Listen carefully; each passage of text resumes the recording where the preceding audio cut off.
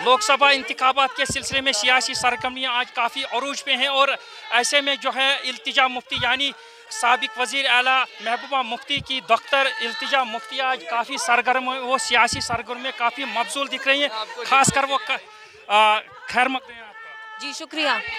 काफ़ी सरगर्म दिख रही हैं। खासकर आप जनूबी कश्मीर के हर नुक्कड़ हर गली में पिछले कई हफ्तों से लगातार अपनी मुहिम चला रही हैं, तो कैसा रेस्पॉन्स मिल रहा है और क्या लग रहा है आपको? रेस्पॉन्स आप खुद देख रहे हैं, मुझे बहुत प्यार मिल रहा है सबका। वो हमारी लेडीज़ हों, बुज़ुर्ग हों, नौजवान हों, तो देख के बहुत अच्छा लगता है।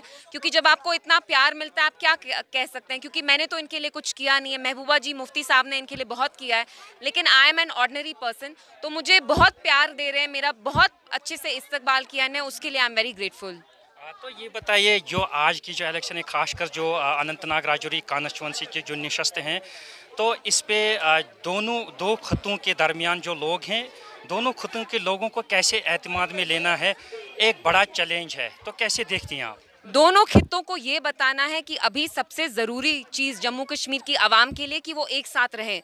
जो मरकज़ी सरकार है वो चाहते हैं हम आपस में ही लड़ते रहें, भिड़ते रहें, और ऐसे ही आपस में लड़के वो आके यहाँ पे एडवांटेज लें, पॉलिटिकल माइलेज लें, जिससे पहाड़ीज़ को गुजर्स के अगेंस्ट किया जा रहा है, मुसलमानों को पंडित्स के अगेंस्ट, एक कम्युनल एंगल भी इसमें डाला जा रहा है। तो मेरी सबसे यही गुजारिश है कि आप इनकी बातों में नहीं आए, हमें इन्हें इंसानियत दिखानी चाहिए, क्योंकि जम्मू कश्मीर वाहिद ऐसा स्टेट है जिससे गांधी जी ने कहा कि मुझे यहाँ से उम्मीद की किरण दिखती है, क्योंकि यहाँ सब मजहब के लोग एक गुलदस्ते जैसे, गुलदस्ते में बहुत सारे किस्म के फूल होते हैं, वैसे हम इकट्ठे रहें और रहेंगे।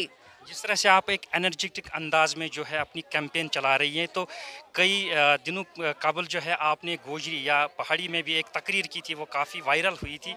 तो क्या कहेंगे कि क्या आप ये एक नया ट्रेंड है जो वोटर है उनको लुभाने के लिए? ये वोटर को लुभाने की बात नहीं है। मैं जब पिछली बार गुजर एक डेलीगेशन आई थी, तो उनने मुझे बहुत सारी चीज़ें बोली। मैं उनको कहना चाहती थी कि मैं आपका यकीन जीतना चाहती हूँ, महबूबा जी जो हो सकता है आपके लिए करेंगी, लेकिन लैंग्वेज की वजह से वो उर्दू नहीं समझ पा रहे थे। इसलिए मैंने अपने आप को कहा कि अगली बार मैं इनसे मिलूंगी तो मैं इनकी ही ज़बान में इनको यकीन दिलाऊंगी कि महबूबा जी आपके साथ खड़ी हैं और खड़ी रहेंगी। जो हमारे गुजर भाई बहन हैं, they are not able to understand, क्योंकि जब मैंने गुजर औरतों से बात की तो उनको समझ में नहीं आ रहा था मैं बोलने की क्या कोशिश कर रही तो हूँ। जिस तरह से माजी में देखा गया कि आपकी जो वालिदा है मोहतरमा महबूबा मुफ्ती, वो अपने वालिद साहब के शाना बशाना उन्होंने मुहिम चलाई थी जब यहाँ पे हालात ख़राब थे, तो उन्होंने वहाँ से अपनी सियासी कैरियर की शुरुआत की थी। क्या आप इसमें अपने सियासी कैरियर के मुतलाशी हैं आप?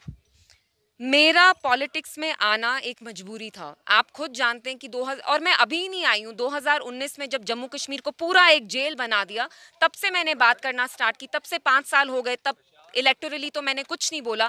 तो मेरा आना वाज आउट ऑफ कंपल्शन। मुझे लगा तब मेरी रिस्पॉन्सिबिलिटी है कि मैं एक कश्मीरी हूँ, मैं जाहिर करूँ कि यहाँ ग्राउंड रियलिटी क्या है।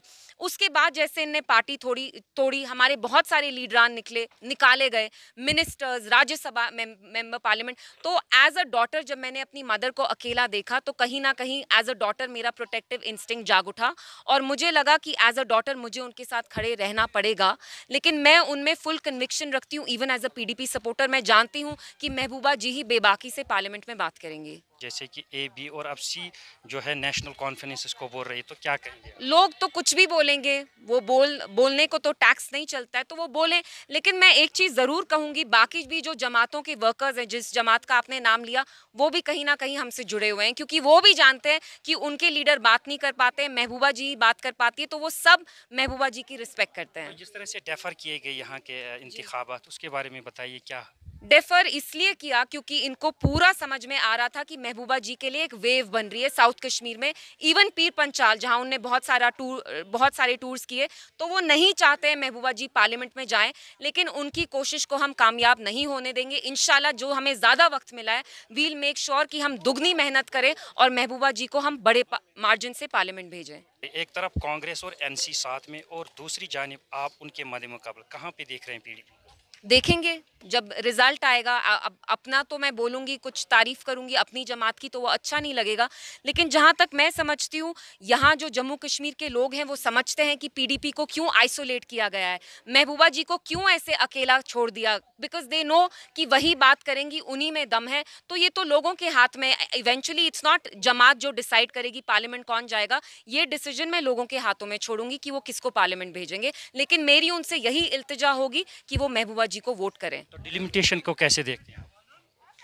डीलिमिटेशन, जैसे मैंने कहा, it is just an attempt to tilt the balance in BJP favour, लेकिन फिर भी वो यहाँ सीट नहीं जीतेंगे। Thank you. थैंक यू, शुक्रिया। तो ये थी हमारे साथ इल्तिजा मुफ्ती। तो ये इंतखाबात के बारे में अपनी तासुरात बयान कर रही थी। मीर इशफाक, ET भारत, अनंतनाग।